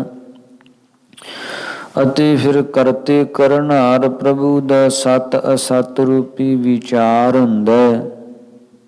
ਜਿੱਥੇ ਸਤ ਸੰਗਤ ਦੇ ਵਿੱਚ ਉਸ ਪਰਮੇਸ਼ਰ ਦੀ ਸਿਫਤੋ ਸਲੋਤਾ ਰਾਗ ਵਿੱਚ ਕੀਰਤਨ ਦੁਆਰਾ ਗਾਈ ਜਾਂਦੀ ਹੈ। ਜਿਸ ਸਤ ਸੰਗਤ ਦੇ ਵਿੱਚ ਕਥਾ ਦੁਆਰਾ ਉਹਦੇ ਸਤ ਸਰੂਪ ਦੀ ਵਿਚਾਰ ਕੀਤੀ ਜਾਂਦੀ ਹੈ। ਜਿੱਥੇ ਸਤ ਅਸਤ ਦੀਆਂ ਵਿਚਾਰਾਂ ਹੁੰਦੀਆਂ, ਐਸਾ ਜਿਹੜਾ ਸਤਸੰਗਤ ਵਾਲਾ ਸਥਾਨ ਤਿਤ ਘਰ ਗਾਵੋ ਸੋਹੇਲਾ। ਉੱਥੇ ਭਾਈ ਸਤਸੰਗਤ ਦੇ ਵਿੱਚ ਮਿਲ ਕੇ ਤੁਸੀਂ ਵੀ ਉਹ ਵਾਹਿਗੁਰੂ ਦਾ ਸੋਹਲਾ ਜਿਹੜਾ ਜਸ ਹੈ ਨਾ ਉਹ ਗਾਇਆ ਕਰੋ। परमेश्वर का जस करना है, ਉਹਦੀ ਸਿਫਤੋ ਸਲਾਹਤਾ ਕਰਨੀ ਹੈ ਨਾ। ਤੇ ਜਿੱਥੇ ਸਤਸੰਗਤ ਦੇ ਵਿੱਚ ਸਤਸੰਗੀ ਜਨ ਮਿਲ ਕੇ ਉਹਦੀ ਸਿਫਤੋ ਸਲਾਹਤਾ ਕੀਰਤਨ ਵਿੱਚ ਪਾ ਕੇ ਗਾ ਰਹੇ ਹੈ ਜਾਂ ਕਥਾ ਦੁਆਰਾ ਉਹਦੀ ਸਿਫਤੋ ਸਲਾਹਤਾ ਕਹਿ ਸੁਣ ਰਹੇ ਹੈ, ਉਸ ਸਤਸੰਗਤ ਵਾਲੇ ਸਥਾਨ ਵਿੱਚ ਮਿਲ ਕੇ ਭਾਈ ਗੁਰੂ ਸਿੱਖੋ ਤੁਸੀਂ ਵੀ ਉਸ ਵਾਹਿਗੁਰੂ ਦਾ ਸੋਹਲਾ ਜਿਹੜਾ ਜਸ ਹੈ ਉਹਦੀ ਕੀਰਤੀਓ ਗਾਇਆ ਸੁਣਿਆ ਕਰੋ। ਸਿਵਰੇ ਹੋ ਸਿਰਜਣਹਾਰੋ, ਸੰਸਾਰ ਦੇ ਸਿਰਜਣਹਾਰ ਪੈਦਾ ਕਰਨ ਵਾਲੇ ਨੂੰ ਸਿਵਰੇ ਹੋ ਸਿਮਰਿਆ ਕਰੋ, ਉਹਨੂੰ ਯਾਦ ਕਰਿਆ ਕਰੋ ਜਿਹਨੇ ਸਾਰੀ ਸ੍ਰਿਸ਼ਟੀ ਨੂੰ ਸਿਰਜਿਆ। ਸਾਰੇ ਖੰਡਾਂ ਬ੍ਰਹਿਮੰਡਾਂ ਦਾ ਰਚయిਤਾ ਸਿਰਜਣਹਾਰਾ ਪ੍ਰਮਾਤਮਾ ਹੈ ਨਾ, ਉਹਨੂੰ ਸੰਗਤ ਵਿੱਚ ਮਿਲ ਕੇ ਸਿਮਰਿਆ ਕਰੋ। ਸਤ ਸੰਗਤ ਵਿੱਚ ਮਿਲ ਕੇ ਉਸ ਨੂੰ ਯਾਦ ਕਰਿਆ ਕਰੋ। ਵੇਖੋ ਸਤਸੰਗਤ, ਸਤਸੰਗਤ ਤੋਂ ਭਾਵ ਐਸਾ ਨਹੀਂ ਬਹੁ ਗਿਣਤੀ ਵਿੱਚ ਹੀ ਹੋਵੇ ਤਾਂ ਹੀ ਸਤਸੰਗਤ ਹੁੰਦੀ ਹੈ। ਭਾਈ ਗੁਰਦਾਸ ਜੀ ਨੂੰ ਪੁੱਛੀਏ, ਕਹਿੰਦੇ ਇੱਕ ਸਿੱਖ ਦੋ ਸਾਧ ਸੰਗ ਪੰਜੀ ਪਰਮੇਸ਼ਰ। ਉਹਦਾ ਜਸ ਕਹਿਣਾ ਸੁਣਨ ਦੋ ਜਾਣੇ ਵੀ ਮਿਲ ਕੇ ਜਸ ਕਹਿ ਰਹੇ ਹੈ ਨਾ, ਦੋ ਜਾਣੇ ਮਿਲ ਕੇ ਵੀ ਉਹਦੀ ਸਿਫਤੋ ਸਲਾਹਤਾ ਕਰ ਰਹੇ ਹੈ। ਕਿਸੇ ਤਰ੍ਹਾਂ ਵਾਹਿਗੁਰੂ ਨੇ ਵੇਖੋ ਪ੍ਰਹਿਲਾਦ ਦੀ ਰੱਖਿਆ ਕੀਤੀ, ਨਰਸਿੰਘ ਰੂਪ ਧਾਰਨ ਕਰਕੇ। ਦੂਜਾ ਸੁਣ ਰਿਹਾ, ਇੱਕ ਕਹਿ ਰਿਹਾ, ਫਿਰ ਦੂਜਾ ਕਹਿ ਰਿਹਾ। ਕਿਵੇਂ ਵੇਖੋ ਮਲਕ ਭਾਗੋ ਦੇ ਜਿਹੜੇ ਪੂੜੇ ਸੀ ਉਹਨਾਂ ਚੋਂ ਰਕਤ ਕੱਢ ਕੇ ਵਿਖਾਇਆ, ਤੇ ਭਾਈ ਲਾਲੋ ਦੀਆਂ ਭਾਵੇਂ ਸੁੱਕੀਆਂ ਰੋਟੀਆਂ ਸੀ ਉਹਨਾਂ ਵਿੱਚੋਂ ਦੁੱਧ ਕੱਢ ਕੇ ਵਿਖਾਇਆ। ਮਹਿਮਾ ਹੈ ਨਾ, ਗਾਇਨ ਕਰਨੀ ਹੈ, ਜਸ ਗਾਇਨ ਕਰਨਾ। ਉਹਦੇ ਜਿਹੜੇ ਅਵਤਾਰ ਧਾਰਨ ਕੀਤੇ ਉਹਨਾਂ ਵਿੱਚ ਜੋ ਜੋ ਕੌਤਕ ਕੀਤੇ ਹੈ ਉਹਨਾਂ ਲੀਲਾਵਾਂ ਨੂੰ ਕਹਿਣਾ ਤੇ ਸੁਣਨਾ, ਇਹੋ ਹੀ ਉਹਦਾ ਜਸ ਹੈ ਨਾ। ਵੇ ਕਿਵੇਂ ਭਾਈ ਮਰਦਾਨਾ ਜੀ ਨੂੰ ਜਦੋਂ ਕੌਡੇ ਰਾਖਸ਼ ਨੇ ਫੜ ਲਿਆ, ਤੇਲ ਵਿੱਚ ਹੀ ਤਲ ਦੇਣ ਲੱਗਾ ਸੀ, ਕਿਵੇਂ ਗੁਰੂ ਨਾਨਕ ਦੇਵ ਜੀ ਨੇ ਜਾ ਕੇ ਤੁਰੰਤ ਤਪਤ ਕੜਾਹਾ ਠਰ ਗਇਓ, ਤਪਦਾ ਹੋਇਆ ਤੇਲ ਦਾ ਕੜਾ ਠਰ ਗਿਆ। ਵੇਖੋ ਮਹਿਮਾ ਹੈ ਨਾ, ਜਾਸੀ ਹੈ ਨਾ ਗੁਰੂ ਸਾਹਿਬਾਂ ਦਾ। ਸੋ ਇਸ ਤਰ੍ਹਾਂ ਕਹਿੰਦੇ ਦੋ ਜਣੇ ਮਿਲ ਕੇ ਵੀ ਇਹ ਗੁਰੂ ਸਾਹਿਬਾਂ ਦੀ ਅਵਤਾਰਾਂ ਦੀਆਂ ਕਥਾਵਾਂ ਨੂੰ ਉਹਨੇ ਜੋ ਕੌਤਕ ਕੀਤੇ, ਅਨੇਕ ਰੂਪ ਧਾਰਨ ਕਰਕੇ ਪਰਮੇਸ਼ਰ ਨੇ ਸੰਸਾਰ ਤੇ ਕੌਤਕ ਕੀਤੇ ਹੈ। ਇੱਕ ਰੂਪ ਧਾਰਨ ਕੀਤਾ, ਅਨੇਕ ਰੂਪ ਧਾਰਨ ਕਰਕੇ ਉਹ ਕੌਤਕ ਕਰਦਾ ਰਿਹਾ। ਕਿਧਰੇ 52 ਸਰੂਪ ਹੋ ਕਰਕੇ ਬਲ ਰਾਜੇ ਨੂੰ ਛਲਿਆ ਉਸਨੇ, ਕਿਧਰੇ ਕਸ਼ ਦਾ ਸਰੂਪ ਧਾਰਨ ਕਰਕੇ ਉਸਨੇ ਤੇ ਸ਼ੀਰ ਸਾਗਰ ਨੂੰ ਮੰਥਨ ਸਮੇਂ ਦੇਵਤਿਆਂ ਦੀ ਸਹਾਇਤਾ ਕੀਤੀ, ਕਿਧਰੇ ਮੋਹਣੀ ਰੂਪ ਧਾਰਿਆ ਤੇ ਕਿਧਰੇ ਫਿਰ 10 ਗੁਰੂ ਸਾਹਿਬਾਂ ਦੇ ਸਰੂਪ ਧਾਰਨ ਕੀਤੇ ਉਸ ਪਰਮੇਸ਼ਰ ਨੇ। ਤੇ 10 ਹੀ ਸਰੂਪਾਂ ਵਿੱਚ ਭਿੰਨ ਭਿੰਨ ਲੀਲਾਵਾਂ ਕੀਤੀਆਂ। ਸੋ ਇਹ ਜਿਹੜੀਆਂ ਉਹਨੇ ਲੀਲਾਵਾਂ ਕੀਤੀਆਂ, ਉਹ ਲੀਲਾਵਾਂ ਨੂੰ ਕਹਿਣਾ ਸੁਣਨਾ ਹੀ ਉਹਦਾ ਜਸ ਹੈ। ਇਹ ਲੀਲਾਵਾਂ ਨੂੰ ਕਹਿਣਾ ਸੁਣਨਾ ਹੀ ਉਹਦੀ ਮਹਿਮਾ, ਉਹਦੀ ਸਿਫਤੋ ਸਲਾਹੁਤ ਹੈ। ਤੇ 2 ਜਾਣੇ ਵੀ ਮਿਲ ਕੇ ਕਹਿ ਸੁਣ ਰਹੇ ਆ ਨਾ, ਉਹ ਸਤ ਸੰਗਤ ਹੀ ਹੈ। ਬਹੁ ਗਿਣਤੀ ਵਿੱਚ ਲੋਕ ਇਕੱਠੇ ਹੋਏ ਹੈ ਤੇ ਕਰ ਕੀ ਰਹੇ ਹੈ? ਕਦੀ ਕਿਸੇ ਨੂੰ ਮਾੜਾ ਕਹੀ ਜਾ ਰਹੇ, ਫਲਾਣਾ ਮਾੜਾ ਹੈ, ਉਹ ਫਲਾਣਾ ਤੇ ਜਿਹੜਾ ਹੈ ਉਹ ਇਹੋ ਜਿਹੇ ਕੰਮ ਕਰਦਾ, ਉਹ ਕਾਰਨ ਨਿੰਦਿਆ ਰਿਹਾ। ਉਹ ਸਤ ਸੰਗਤ ਨਹੀਂ ਹੈ। ਸਤ ਸੰਗਤ ਉਹੀ ਹੁੰਦੀ ਹੈ ਜਿੱਥੇ ਇੱਕੋ ਨਾਮ ਵਖਾਣੀ ਹੈ। ਭਾਵੇਂ ਬਹੁ ਗਿਣਤੀ ਵਿੱਚ ਬੈਠੇ ਲੋਕ ਵਾਹਿਗੁਰੂ ਦਾ ਜਸ ਕਰ ਰਹੇ ਹੈ, ਉਹ ਵੀ ਸਤ ਸੰਗਤ ਹੈ। ਤੇ ਜੇ 2 ਜਾਣੇ ਬੈਠੇ ਵੀ ਉਹਦਾ ਜਸ ਕਹਿ ਸੁਣ ਰਹੇ, ਉਹ ਵੀ ਸਤ ਸੰਗਤ ਹੈ। ਇਹ ਸਤ ਸੰਗਤ ਕੈਸੀ ਜਾਣੀ ਹੈ? ਜਿੱਥੇ ਇੱਕੋ ਨਾਮ ਵਖਾਣੀ ਹੈ। ਸਤ ਸੰਗਤ ਉਹ ਹੀ ਹੈ ਜਿੱਥੇ ਇੱਕ ਵਾਹਿਗੁਰੂ ਦੀ ਸਿਫਤੋ ਸਲਾਹੁਤਾ ਦੇ ਉਹਦੇ ਨਾਮ ਨੂੰ ਗਾਇਆ ਸੁਣਿਆ ਜਾ ਰਿਹਾ ਹੈ। ਇਹਦੇ ਤੋਂ ਇਲਾਵਾ ਜਿੱਥੇ ਵੀ ਹੋਰ ਨਿੰਦਾ ਚੁਗਲੀ ਆਦਿ ਦੀਆਂ ਗੱਲਾਂ, ਚਿੱਕੜ ਉਛਾਲਣ ਰੂਪੀ ਗੱਲਾਂ ਕੀਤੀਆਂ ਜਾ ਰਹੀਆਂ, ਫਲਾਣਾ ਮਾੜਾ ਹੈ, ਫਲਾਣਾ ਮਾੜਾ ਹੈ, ਸਤਿਗੁਰਾਂ ਤੇ ਵਰਜਿਆ, ਨਿੰਦਾ ਭਲੀ ਕਿਸੇ ਕੀ ਨਾਹੀਂ। ਤੇ ਆਪਾਂ ਸਟੇਜਾਂ ਤੇ ਬੈਠ ਕੇ ਨਿੰਦਾ ਕਰਦੇ ਹਾਂ। ਗੁਰੂ ਸਾਹਿਬਾਂ ਦੇ ਵਚਨਾਂ ਦੀ ਤਾਂ ਅਵਹੇਲਣਾ ਹੀ ਹੈ ਨਾ। ਸਤਿਗੁਰੂ ਜੀ ਕਹਿੰਦੇ ਆ, ਜੋ ਕੋਈ ਕਰ ਰਿਹਾ ਉਹ ਉਹਨੇ ਆਪਣਾ ਕੀਤਾ ਪਾ ਲੈਣਾ, ਕਰਮੀ ਆਪੋ ਆਪਣੀ। ਜੋ ਕਿਸੇ ਨੇ ਕੀਤਾ ਉਹਨੂੰ ਆਪਣੇ ਕਰਮਾਂ ਦਾ ਫਲ ਸਰੂਪ ਮਿਲ ਜਾਣਾ। ਜੇ ਕਿਸੇ ਨੇ ਮਾੜਾ ਕੀਤਾ ਹੈ ਤੇ ਆਪਣੇ ਮਾੜਾ ਕਹਿਣ ਦੇ ਨਾਲ ਅਗਲੇ ਦਾ ਕੋਈ ਬੁਰਾ ਹੋਣ ਵਾਲਾ ਨਹੀਂ ਹੈ। ਉਹਨੇ ਜੋ ਕੀਤਾ ਉਹਦਾ ਫਲ ਸਰੂਪ ਉਹਨੂੰ ਅਵਸ਼ ਵੈਸੇ ਹੀ ਮਿਲ ਜਾਣਾ, ਜੇ ਆਪਾਂ ਨਹੀਂ ਵੀ ਕਹਿ ਰਹੇ। ਤੇ ਜੇ ਆਪਾਂ ਕਹਿ ਰਹੇ ਹਾਂ ਨਾ, ਤਾਂ ਅਗਲੇ ਦਾ ਲਾਭ ਜ਼ਰੂਰ ਹੋ ਜਾਂਦਾ। ਕੀ ਹੋ ਜਾਂਦਾ? ਕਹਿੰਦੇ ਅਣਹੋਂਦਾ ਭਾਰ ਨਿੰਦਕ ਸਿਰ ਧਰਾ। ਅਣਹੋਇਆ ਬੋਝ ਆਪਾਂ ਅਗਲੇ ਦਾ ਸਿਰ ਤੇ ਚੁੱਕ ਲੈਂਦੇ ਹਾਂ। ਵੇਖੋ, ਜੇ ਕਿਸੇ ਨੇ ਮਾੜਾ ਕੀਤਾ ਹੈ ਨਾ, ਉਹਨੂੰ ਉਹਦਾ ਫਲ ਸਰੂਪ ਅਵਸ਼ ਮਿਲਣਾ ਹੈ। ਕਤਈ ਅਸੰਭਵ ਨਹੀਂ ਹੈ ਕਿ ਮਾੜਾ ਕਰਮ ਕੀਤਾ ਹੈ ਤੇ ਉਹਦਾ ਫਲ ਸਰੂਪ ਉਹਨੂੰ ਨਾ ਮਿਲੇ। ਇਹ ਤਾਂ ਜੈਸਾ ਬੀਜੈ ਸੋ ਲਾਉਣਾ, ਵੱਢਣਾ ਹੀ ਪੈਣਾ। ਤੇ ਜੇ ਆਪਾਂ ਕਹਿ ਰਹੇ ਹਾਂ ਅਗਲੇ ਨੂੰ ਮਾੜਾ, ਫਲਾਣੇ ਨੇ ਬੜਾ ਮਾੜਾ ਕਰ ਦਿੱਤਾ, ਇਹ ਗੱਲ ਕਹਿਣ ਦੇ ਵਿੱਚ ਅਗਲੇ ਦਾ ਨੁਕਸਾਨ ਨਹੀਂ ਹੈ, ਉਹਦਾ ਲਾਭ ਹੈ ਤੇ ਆਪਣਾ ਨੁਕਸਾਨ ਹੈ। ਉਹ ਕੀ ਹੈ? ਅਗਲੇ ਦੇ ਕੀਤੇ ਪਾਪ ਕਰਮ ਜਿਹੜੇ ਆ ਉਹ ਧੁੱਲ ਜਾਣੇ ਆ। ਜੇ ਆਪਾਂ ਕਹਿ ਰਹੇ ਉਹਨੇ ਮਾੜਾ ਕੀਤਾ ਤੇ ਉਹ ਜਿਹੜੇ ਧੁੱਲਣੇ ਹੈ ਨਾ, ਅਗਲੇ ਦੇ ਪਾਪਾਂ ਦੇ ਮੈਲਾਂ ਜਿਹੜੀਆਂ, ਉਹ ਆਪਣੇ ਮਨ ਰੂਪੀ ਸਿਰ ਤੇ ਬੋਝਾ ਚੁੱਕ ਲੈਣਾ। ਉਹ ਅਗਲੇ ਦੇ ਪਾਪ ਆਪਾਂ ਨੂੰ ਭੁਗਤਣੇ ਪੈਣੇ। ਤਾਂ ਹੀ ਕਬੀਰ ਸਾਹਿਬ ਜੀ ਵੀ ਕਹਿੰਦੇ ਆ ਨਾ, ਭਾਈ ਤੁਸੀਂ ਲੋਕੀ ਕਾਂਚੀ ਦੇ ਪੰਡਤ ਤੋਂ ਸਾਨੂੰ ਨਿੰਦਦੇ ਹੋ ਤੇ ਸਾਨੂੰ ਕੋਈ ਦੁੱਖ ਨਹੀਂ ਹੁੰਦਾ, ਖੁਸ਼ੀ ਹੁੰਦੀ। ਨਿੰਦੋ ਨਿੰਦੋ ਮੋਕੋ ਲੋਗ ਨਿੰਦੋ, ਨਿੰਦਾ ਜਨ ਕੋ ਖਰੀ ਪਿਆਰੀ ਸੰਸਾਰੀ। ਜੀ ਆਪਾਂ ਕੋਈ ਸਾਨੂੰ ਮਾੜਾ ਕਹਿ ਦਿੰਦਾ ਹੈ ਤੇ ਬੜੀ ਦੁੱਖ ਹੁੰਦਾ, ਕ੍ਰੋਧ ਆਉਂਦਾ, ਨੇ ਕਿਹਾ ਕਿਵੇਂ ਸਾਨੂੰ ਮਾੜਾ।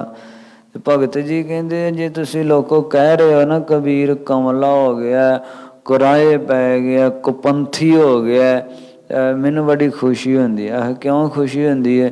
ਕਹਿੰਦੇ ਨਿੰਦਾ ਕਰੇ ਨਿੰਦਕ ਹਮਰੇ ਕਪਰੇ ਧੋਏ। ਨਿੰਦਾ ਕਰਨ ਵਾਲਾ ਤੇ ਸਾਡੇ ਮਨ ਰੂਪੀ ਕੱਪੜੇ ਧੋਈ ਜਾ ਰਿਹਾ ਹੈ। ਸਾਡੇ ਮਨ ਨੂੰ ਜਿਹੜੀ ਮੈਲ ਲੱਗੀ ਹੈ ਉਹ ਨਿੰਦਾ ਕਰਨ ਵਾਲਾ ਧੋਈ ਜਾ ਰਿਹਾ। ਸਾਨੂੰ ਤੇ ਬੜੀ ਖੁਸ਼ੀ ਇਸ ਵਾਸਤੇ। ਨਿੰਦਾ ਨਿੰਦਾ ਮੌਕਾ ਲੋਗ ਨਿੰਦਾ।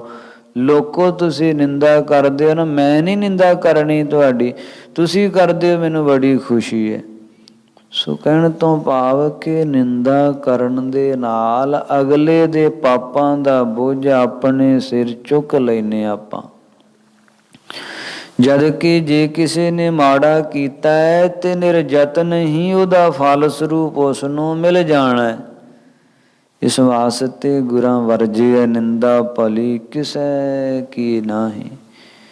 ਕੋਈ ਵੀ ਕਿੰਨਾ ਵੀ ਕੁਰਾਏ ਪਿਆ ਹੈ, ਹਾਂ ਅਗਲੇ ਨੂੰ ਜੇ ਸਮਝਦਾ ਤੇ ਸਮਝਾ ਕੇ ਉਹਨੂੰ ਸਿੱਧੇ ਰਸਤੇ ਤੋਰਨ ਦਾ ਯਤਨ ਤੇ ਕਰ ਲੈਣਾ ਗੁਰਮਤਿ ਹੈ। ਕਿੰਤੂ ਲੋਕਾਂ ਵਿੱਚ ਜਾ ਕੇ ਉਹਦੀ ਜਿਹੜੀ ਹੈ ਉਹ ਬੁਰਿਆਈ ਕਰਨੀ, ਨਿੰਦਾ ਕਰਨੀ, ਇਹ ਗੁਰਮਤਿ ਦਾ ਸਿਧਾਂਤ ਨਹੀਂ ਹੈ।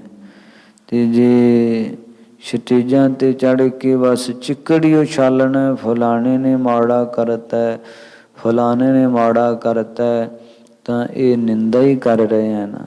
ਸੋ ਇਹ ਜਿੱਥੇ ਹੋ ਰਹੀ ਹੈ ਉਹ ਸਤਸੰਗਤ ਵਾਲਾ ਸਥਾਨ ਗੁਰਮਤਿ ਅਨੁਸਾਰ ਕਹਿਲਵਾਉਂਦਾ ਨਹੀਂ ਹੈ। ਗੁਰਮਤਿ ਅਨੁਸਾਰ ਸਤਸੰਗਤ ਹੋਈ ਹੈ ਜਿੱਥੇ ਇੱਕੋ ਨਾਮ ਵਖਾਣੀ ਹੈ।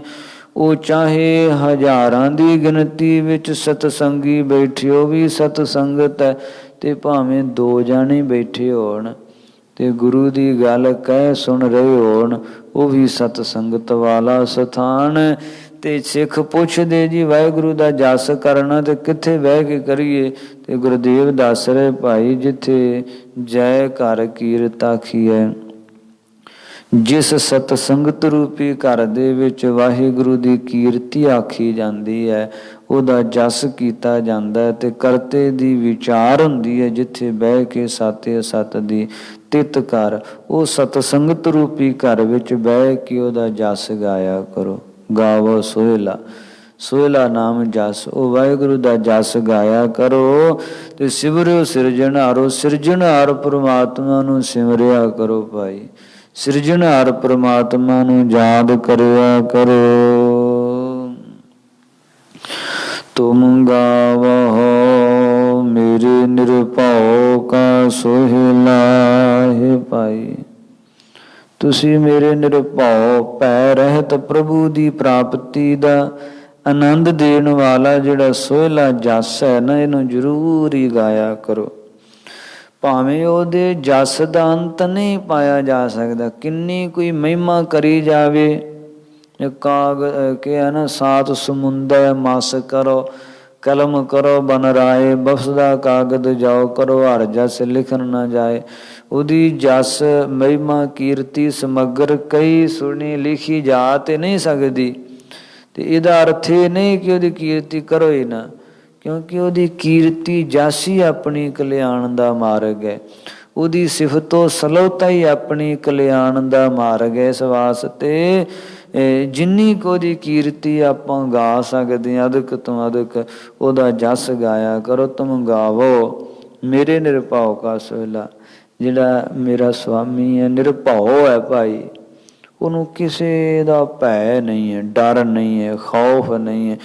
ਨਿਰਭੈ ਸਰੂਪ ਜਿਹੜਾ ਪਰਮਾਤਮਾ ਹੈ ਨਾ ਭਾਈ, ਉਹਦਾ ਸੋਹਿਲਾ ਗਾਇਆ ਕਰੋ ਤੁਸੀਂ ਮਿਲ ਕੇ, ਉਹਦਾ ਜਸ ਗਾਇਆ ਕਰੋ, ਉਹਦੀ ਸਿਫਤੋ ਸਲੋਤਾ ਜਿਹੜੀ ਹੈ ਉਹ ਗਾਇਨ ਕਰਿਆ ਕਰੋ। ਤੇ ਉਹਦੀ ਸਿਫਤੋ ਸਲੋਤਾ ਗਾਇਨ ਕਰਨੀ ਕਿਵੇਂ ਹੈ?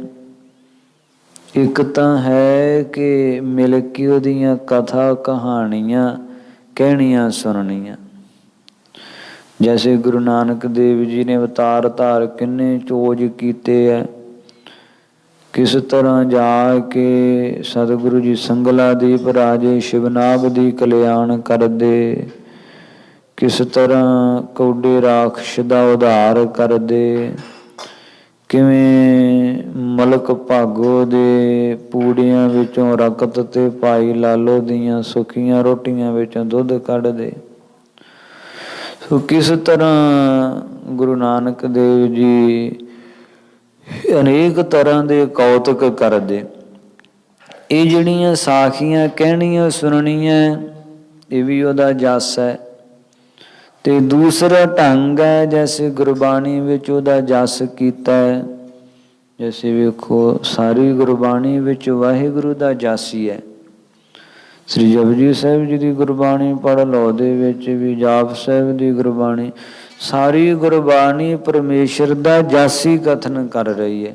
ਤੇ ਗੁਰਬਾਣੀ ਦਾ ਜਾਪ ਕਰਨਾ, ਉਹ ਗੁਰੂ ਸਾਹਿਬਾਂ ਦੀ ਉਚਾਰੀ ਗੁਰਬਾਣੀ ਦਾ ਜਾਪ ਕਰਨਾ ਪਰਮੇਸ਼ਰ ਦਾ ਜਸ ਕਰਨਾ ਹੀ ਹੈ।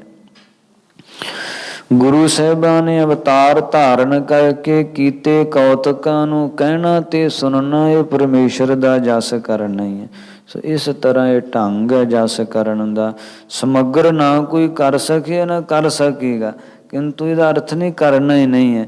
ਸੰਗਤ ਨਾਲ ਮਿਲ ਕੇ ਭਾਈ ਦੋ ਜਣੇ ਬੈਠੇ ਆ, ਗੱਲਾਂ ਵੀ ਕਰਨੀਆਂ ਹੀ ਹੈ, ਇੱਧਰ ਉੱਧਰ ਦੀਆਂ ਨਿੰਦਾ ਚੁਗਲੀ ਦੀਆਂ, ਤੇ ਕਿਉਂ ਨਾ ਉੱਥੇ ਬਹਿ ਕੇ ਤੇ ਸਾਖੀਆਂ ਕਈਆਂ ਸੁਣੀਆਂ ਜਾਣ। ਭਾਈ ਤੈਨੂੰ ਆਉਂਦੀ ਸਾਖੀ, ਮੈਨੂੰ ਸੁਣਾ ਦੇ।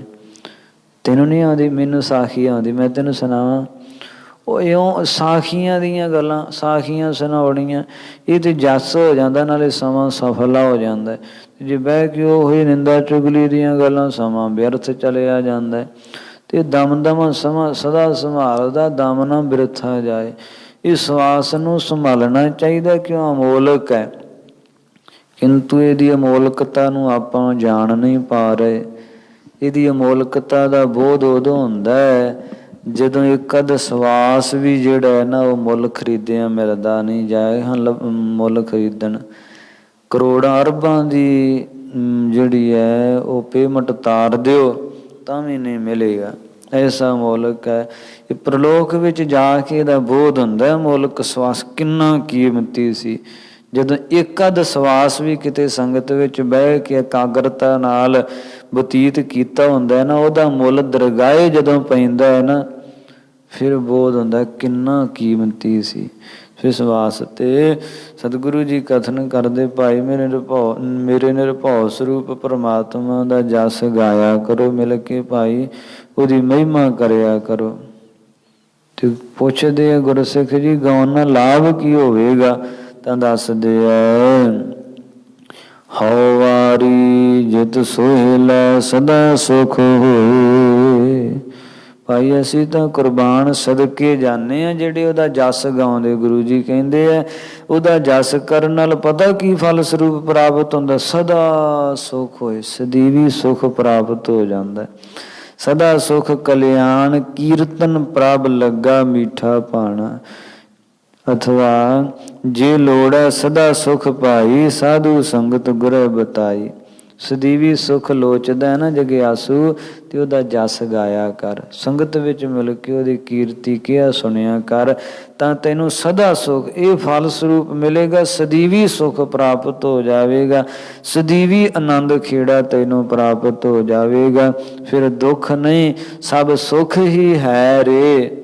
ਹਾਰ ਨਹੀਂ ਸਭ ਜੀਤੈ, ਬੁਰਾ ਨਹੀਂ ਸਭ ਭਲਾ ਹੀ ਹੈ ਰੇ। ਏਕੀ ਵਾਲੀ ਏਕੀ ਏਕ ਹੈ, ਇਹ ਜਿਹੜੀ ਅਵਸਥਾ ਤੈਨੂੰ ਪ੍ਰਾਪਤ ਹੋ ਜਾਵੇਗੀ। ਸੋ ਸੰਗਤ ਵਿੱਚ ਮਿਲ ਕੇ ਜਸ ਕਰਨ ਦਾ ਇਹ ਫਲ ਸਰੂਪ ਪ੍ਰਾਪਤ ਹੁੰਦਾ ਰਹਾਉ। ਵਿਸ਼ਰਾਮ ਦੇ ਕੇ ਅੱਗੋਂ ਉਚਾਰਨ ਕਰਦੇ ਹਨ। ਸੋ ਸਮੇਂ ਦੀ ਸਮਾਪਤੀ, ਸਾਧ ਸੰਗਤ ਆਪਾਂ ਇੱਥੇ ਵਿਚਾਰ ਦੀ ਸਮਾਪਤੀ ਕਰਦੇ ਹਾਂ। ਤੁਛ ਬੁੱਧੀ ਦਾਸ ਦੀ ਸੁਭਾਵਕ ਅਨੇਕ ਪ੍ਰਕਾਰ ਦੀਆਂ ਗਲਤੀਆਂ ਹੋ ਗਈਆਂ। ਸਾਧ ਸੰਗਤ ਬਖਸ਼ਣ ਯੋਗ ਹੈ, ਕਿਰਪਾ ਕਰਕੇ ਬਖਸ਼ ਲੈਣਾ। ਧੰਨ ਗੁਰੂ ਨਾਨਕ ਦੇਵ ਜੀ ਸ੍ਰੇਸ਼ਟ ਮੱਤ ਦੇਣ ਵਾਲੇ ਹਨ। ਅੱਗੇ ਵਾਸਤੇ ਸੁਧ ਕਥਾ ਵਿਚਾਰ ਕਰਨ ਦੀ ਬੁੱਧੀ ਬਖਸ਼ਣ। ਸਭ ਹੀ ਸੰਗਤਾਂ ਦੇ ਲੋਕ ਸੁਖੀਏ, ਪਰਲੋਕ ਸੁਹੇਲੇ ਕਰਨ। ਤੁਮ ਗਾਵਹੁ ਮੇਰੇ ਨਿਰਭਉ ਕਾ ਸੁਹੇਲਾ, ਹਉ ਵਾਰੀ ਜਿਤ ਸੋਹਿਲੈ, ਸਦਾ ਸੁਖ ਹੋਏ ਰਹਾਉ। ਵਾਹਿਗੁਰੂ ਜੀ ਕਾ ਖਾਲਸਾ, ਵਾਹਿਗੁਰੂ ਜੀ ਕੀ ਫਤਿਹ। ਰਾਮ ਕਲੀ ਮਹੱਲਾ ਤੀਜਾ। ਆਨੰਦ ਇਕ ਓੰਕਾਰ ਸਤਿਗੁਰ ਪ੍ਰਸਾਦਿ। ਆਨੰਦ ਭਇਆ ਮੇਰੀ ਮਾਏ, ਸਤਿਗੁਰੂ ਮੈਂ ਪਾਇਆ। ਸਤਿਗੁਰ ਤਾ ਪਾਇਆ ਸਹਿਜ ਸੇਤੀ, ਮਨ ਵਜੀਆ ਵਾਧਾਈਆ। ਰਾਗ ਰਤਨ ਪ੍ਰਵਾਰ ਪ੍ਰਿਆ, ਸ਼ਬਦ ਗਾਵਣ ਆਈਆ। ਸ਼ਬਦੋ ਤਾ ਗਾਵ ਹਰੀ ਕੀ ਰਾਮ, ਨਾਨਕ ਆਨੰਦ ਹੋਆ। ਸਤਿਗੁਰੂ ਮੈਂ ਪਾਇਆ। ਏ ਮਨ ਮੇਰਿਆ ਤੂੰ ਸਦਾ ਰਹੋ ਹਰ ਨਾਲੇ, ਹਰ ਨਾਲ ਰਹੋ ਤੂੰ ਮਨ ਮੇਰੇ, ਦੁਖ ਸਭ ਵਿਸਾਰਨਾ, ਅੰਗੀਕਾਰ ਹੋ ਕਰੇ ਤੇਰਾ ਕਾਰਜ ਸਭ ਸਵਾਰਣਾ। ਸਭਨਾ ਗੱਲਾ ਸਮਰੱਥ ਸੁਆਮੀ, ਸੋ ਕੇ ਮਨੋ ਵਿਸਾਰੇ, ਕਹਿ ਨਾਨਕ ਮਨ ਮੇਰੇ ਸਦਾ ਰਹੋ ਹਰ ਨਾਲੇ। ਸਾਚੇ ਸਾਹਿਬਾ ਕਿਆ ਨਾਹੀ ਘਰ ਤੇਰਾ, ਘਰ ਤਾ ਤੇਰਾ ਸਭ ਕਿਛ ਹੈ। ਜਿਸ ਦੇਹ ਸੋ ਪਾਵੈ ਸਦਾ ਸਿਫਤ ਸਲਾਹ ਤੇਰੀ, ਨਾਮ ਮਨ ਵਸਾਵੈ ਨਾਮ ਜਿਨ ਕੈ ਮਨ ਵਸਿਆ, ਵਾਜੇ ਸ਼ਬਦ ਕਨੇਰੇ। ਕਹੈ ਨਾਨਕ ਸੱਚੇ ਸਾਹਿਬ ਕਿਆ ਨਾਹੀ ਘਰ ਤੇਰਾ, ਸਾਚਾ ਨਾਮ ਮੇਰਾ ਆਧਾਰੋ, ਸਾਚ ਨਾਮ ਆਧਾਰ ਮੇਰਾ, ਜਨ ਭੁੱਖਾ ਸਭ ਗਵਾਈਆ। ਕਰ ਸਾਤ ਸੁਖ ਮਨ ਆਏ ਵਸਿਆ, ਜਨੇਸ਼ਾ ਸਭ ਪੁਜਾਈਆ। ਸਦਾ ਕੁਰਬਾਨ ਕੀਤਾ ਗੁਰੂ ਵਿਟਾ ਹੋ, ਜਿਸ ਦੀ ਹੈ ਵਡਿਆਈਆ। ਕਹੈ ਨਾਨਕ ਸੁਣੋ ਸੰਤੋ ਸ਼ਬਦ ਧਰੋ ਪਿਆਰੋ, ਸਾਚਾ ਨਾਮ ਮੇਰਾ ਆਧਾਰੋ। ਵਾਜੇ ਪੰਚ ਸ਼ਬਦ ਤਿਤ ਘਰ ਸੁਭਾਗੈ, ਘਰ ਸੁਭਾਗੈ ਸ਼ਬਦ ਵਾਜੇ, ਕਲਾ ਜਿਤ ਘਰ ਧਾਰੀਆ। ਪੰਚ ਦੂਤ ਤਦ ਵਸ ਕੀਤੇ ਕਾਲ